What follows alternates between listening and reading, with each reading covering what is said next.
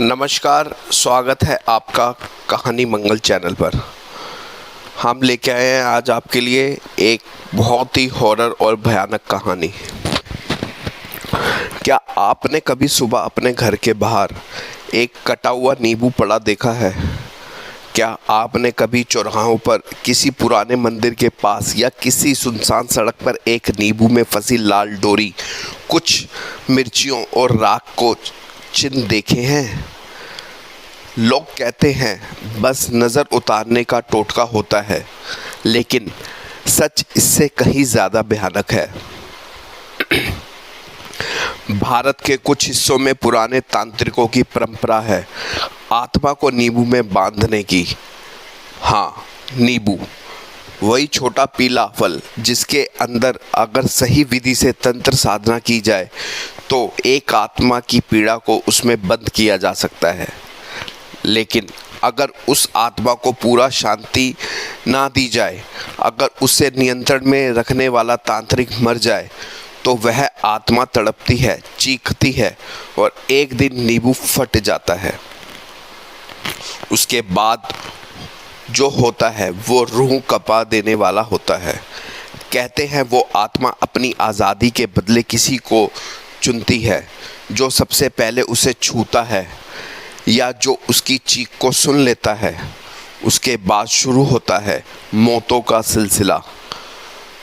खून के धब्बे, सफ़ेद आंखों वाले शव और एक भयानक चीख जो सीधा आपकी आत्मा तक पहुंचती है। ये कहानी है भानपुर की, जहां एक तांत्रिक ने नींबू में बांधी थी एक अधूरी आत्मा। लेकिन जब तांत्रिक ही गायब हो गया तो आत्मा अब आज़ाद होने को तैयार है।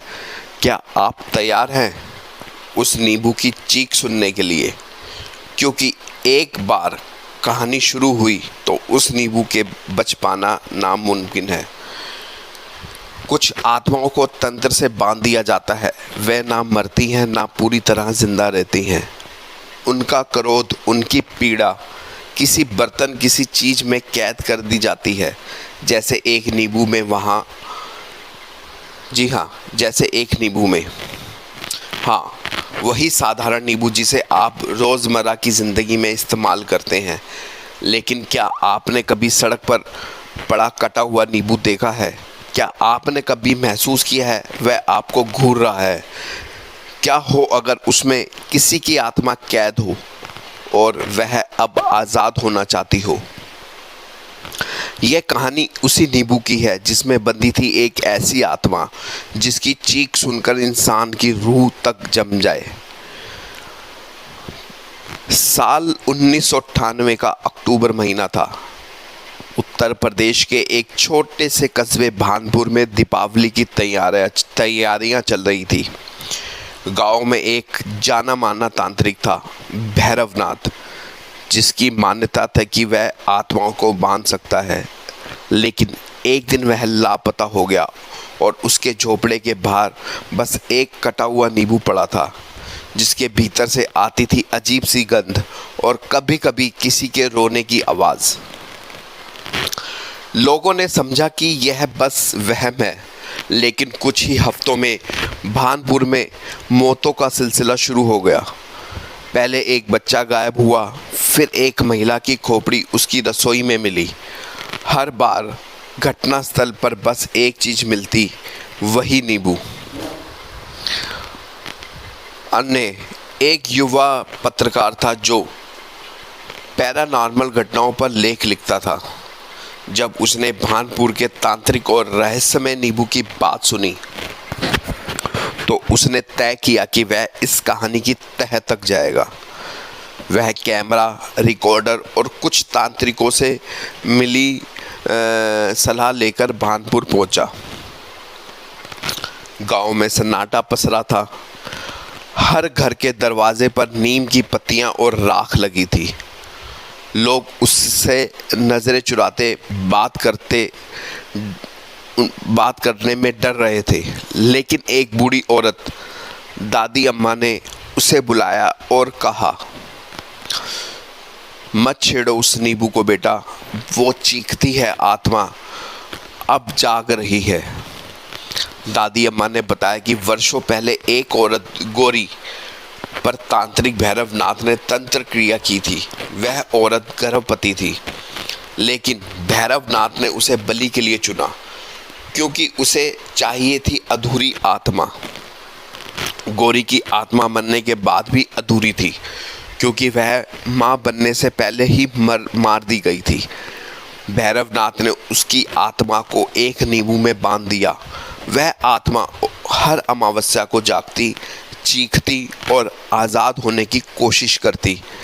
लेकिन जब भैरवनाथ खुद गायब हुआ, नींबू वहीं पड़ा रह गया और आत्मा अब खुद को आज़ाद कराने के लिए लोगों को मारने लगी है।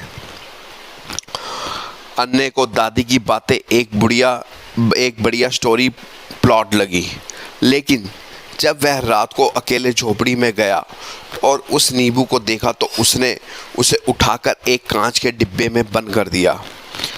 गलती यही हुई।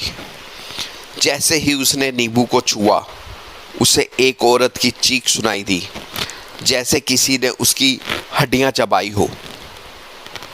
उस रात अन्य के कमरे में बिजली बार बार गुल हुई। कमरे में सिर्फ काली धुंध और लंबे बालों वाली आकृति दिखती थी। सुबह उठते ही उसने देखा, उसके गले पर नाखून के गहरे निशान थे और नींबू अब डिब्बे में नहीं था। अगले 3 दिनों में गांव में 4 और मौत हो गई।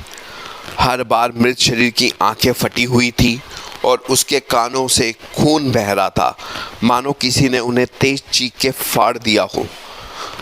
अन्य को समझ आ गया कि आत्मा अब खुल चुकी है। उसने कई पंडितों से मदद मांगी, लेकिन सभी ने कहा अब बहुत देर हो चुकी है। अन्य ने गांव के एक पुराने कुएं के पास खुदाई करवाई, जहां उसे भैरवनाथ की हड्डियां मिली, साथ ही एक जली हुई डायरी जिसमें लिखा था, गौरी की आत्मा को सिर्फ वही शांत किया जा सकता है जहां उसकी कोख चीरी गई थी, लेकिन उसके लिए किसी को उसके दर्द को अपनाना होगा। इसका मतलब था किसी को आत्मा की पीड़ा को अपने शरीर से महसूस करना होगा बिना मरे। अन्य ने तय किया कि वह इस काम को अंजाम देगा। अमावस्या की रात वह उसी जगह गया जहां गौरी को मारा गया था। झोपड़ी के भीतर एक मिट्टी का चबूतरा। उसने अपने शरीर को तंत्र रेखाओं में बैठाया, नींबू को बीच में रखा और गौरी को पुकारा। वो आई। उसके बाल जमीन पर घसीटते हुए, आंखें खून से लाल, और उसके मुंह से एक भयानक चीख निकली जिससे आसपास के पेड़ पौधे जल गए। अन्य ने मंत्र पढ़ते हुए कहा, मैं तेरी पीड़ा को महसूस करने आया हूँ माँ। तभी गौरी की आत्मा ने नींबू से निकलकर अन्य के शरीर में प्रवेश किया। अगले 8 मिनट तक वह चीखता रहा। उसकी नसें फट रही थी, आंखें सफ़ेद हो गई, लेकिन उसने मंत्र पढ़ना बंद नहीं किया। फिर एक पल में सब शांत हो गया। कहानी का अंत या नई शुरुआत? गांव में मौतों का सिलसिला रुक गया, आत्मा शांत हो गई, लेकिन 3 महीने बाद एक और गांव में एक बच्चा मिला जिसकी आंखें सफ़ेद थी और उसके पास एक नींबू था जिसे आती थी किसी की बहुत धीमी चीख। इसलिए अगर कभी आपको कोई नींबू सड़क पर पड़ा दिखे तो उसे ना छुएं, क्योंकि कुछ नींबू सिर्फ खट्टे नहीं होते, कुछ नींबू में बंदी होती है किसी अधूरी आत्मा की चीख। तो यह थी उस नींबू में बंद आत्मा की कहानी। एक अधूरी आत्मा जो मां बनने से पहले मार दी गई, एक तांत्रिक जिसने उसे बांध तो दिया लेकिन उसकी पीड़ा को कभी शांत नहीं कर सका, और एक पत्रकार जिसने सच्चाई जानने की कोशिश में अपना सब कुछ खो दिया। लेकिन कहानी यहीं ख़त्म नहीं होती, क्योंकि आत्माएं कभी पूरी तरह शांत नहीं होती, वो बस सो जाती हैं कुछ समय के लिए। और जब अगली बार आप किसी मोड़ पर एक कटा हुआ नींबू देखें तो रुकिएगा मत, उसे छूने की कोशिश मत कीजिएगा, क्योंकि क्या पता उसके अंदर आज भी कोई आत्मा चीख रही हो और अगली बार उसकी चीख सिर्फ सुनाई नहीं दे बल्कि सीधे आपके कानों में उतर जाए, आपकी रंगों में दौड़ जाए। आपकी रगों में दौड़ जाए और आपकी रूह को भी साथ ले जाए। कहानी ख़त्म हुई है, लेकिन आत्मा अब भी नींबू में बंद है और उसे चाहिए बस एक छुअन, फिर आप भी बन सकते हो किसी अगली कहानी का हिस्सा। तो मिलते हैं अगली वीडियो में, तब तक के लिए धन्यवाद।